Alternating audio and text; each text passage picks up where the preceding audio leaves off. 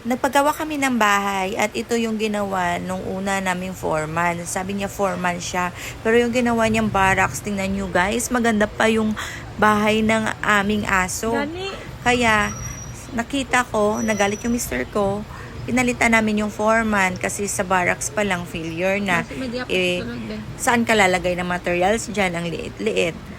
Kaya lumipat kami ng foreman. Tapos siningil pa ako ng 6,000. Sabi ko 5,000 na lang. O tingnan nyo yung mga kasama ng mga tao ni foreman to the second ay kinuha. Isang kuha lang. Hindi pa naman guys ginawang matibay yung barracks niya. Kaya sabi ni Esther, wag na yan. Palit na tayo ng foreman.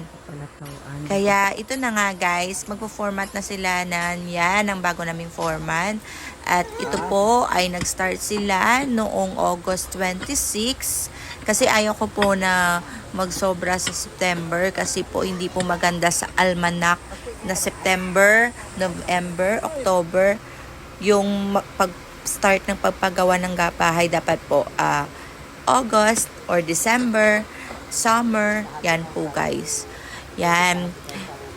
Hindi po kami nagkuha ng backhoe kasi po ito po ay elevated at mahirap po pag backhoe kasi po yung format, maliit lang naman yung bahay namin, nasa 5x8. Kaya masisira po pag bubungkalin ng backhoe yung aming poste, yung gawa ng poste ay hindi po mag-form ng maganda. So ito po pinakamaliit dito ay 1.5 meters kasi 12 na butas po ito. Yung pinaka malalim po ay 3.3 meters kasi po ang aming lote ay elevated at gusto ko po ay nasa mataas na portion kami para makita ko yung mga tanawin sa baba.